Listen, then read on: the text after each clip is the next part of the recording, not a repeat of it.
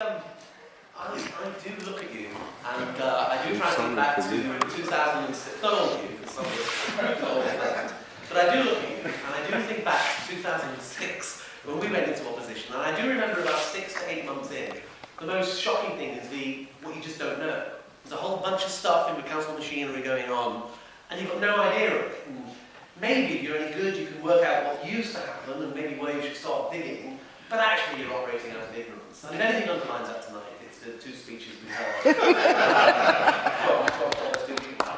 I just put on record that I am extremely grateful to Councillor Barlow, who worked very, very closely with us, because she was determined that Avon Green needed the extra police. She's passionate about policing. She's done a great job in representing her constituents and making sure that we got those extra police. So thank you.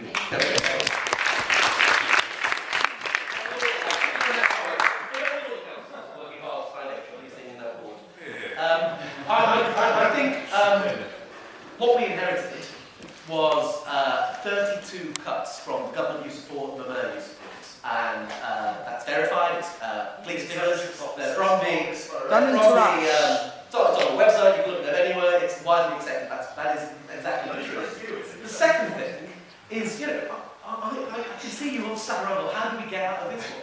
Well, let's say it's copying Conservative policy. So the Conservative policy started in 2004 to introduce safer neighbourhood police officers. And the Conservative policy started in 2004, but by 2005 saw the biggest increase, with a 10% fall in crime in Hammersmith in London, and a policy that, as we all know, was started under that Labour administration.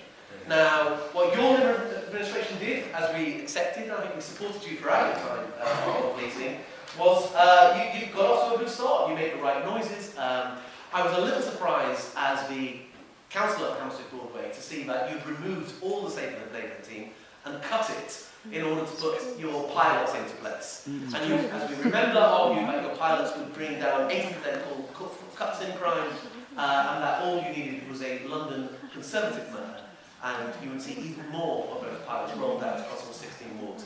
Now that never happened. We had a Conservative government who started austerity some 5 years ago, and we're now into a time where our officers, what used to be your officers, tell us we are now cutting into the bone in terms of looking at how we fund a variety of services. And we have started zero-based budgeting. I was pleased to hear that Councillor Dewhurst has read our manifesto and quoted almost directly from it, from what I hear he said last night.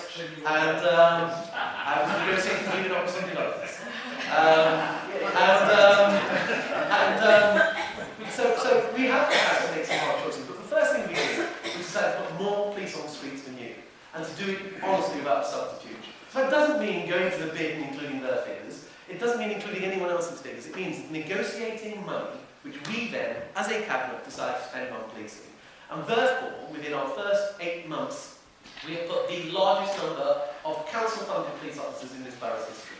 And I'll tell you why we did it. Now, I don't want to be personally disrespectful here, but one of the things that happens when you get to be in administration is you get to look under the bonnet and see what works, kick the tires, see what did we inherit. I always thought, privately, some things I would have in common with you would be more than some things I had as a former administration. I was surprised to see how lame some of the things are you've done, not just on the tri-borough loss, as we heard last night, the ridiculous 2.7 million that you threw away with your BT Managed Services contract, or the chaos of the SEN transport contract, but actually how absolutely wet, incompetent, weak you were with negotiations with developers. So just for the record, and so you know, all the money, I was told in my first week to sign off the 106s that you had already negotiated. And if I didn't do it, there would be consequences. We invited those people in for a cup of tea, and the negotiations began. First of all, we got 5 million, then it went up to just over 16, and now, and all of those deals, by the time we finish it, is over 16.2 million on deals that had planning permission, didn't even need to go back planning, just needed me to look in the eye and negotiate and get extra money. No one disputes that. That's a hell of a lot of money.